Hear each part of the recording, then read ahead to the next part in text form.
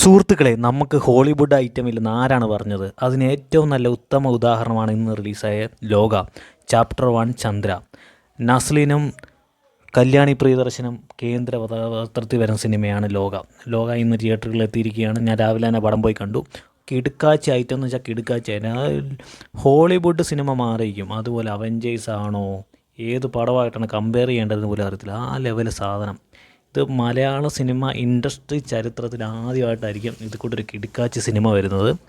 ഈ സിനിമ തിയേറ്ററിൽ തന്നെ പോയി കാണേണ്ട സിനിമയാണ്. ഇതിൻ്റെ സിനിമ കണ്ടപ്പോൾ തൊട്ട് ഞാൻ ആലോചിക്കുന്ന സിനിമയുടെ ചാപ്റ്റർ 2 വേണ്ടിയുള്ള വെയിറ്റിംഗ് ഞാൻ അപ്പോൾ തന്നെ തുടങ്ങി. അതുപോലെ ഐറ്റമാണ്, നമ്മളെ ത്രില്ലടിപ്പിക്കുന്ന ഒരു സിനിമയാണ്. ഈ ഓണം കളറാകാൻ ഈ പടം പോയി ഉറപ്പായിട്ടും കാണുക. മസ്റ്റ് വാച്ച് സിനിമ വെച്ചാൽ മസ്റ്റ് വാച്ചാണ്.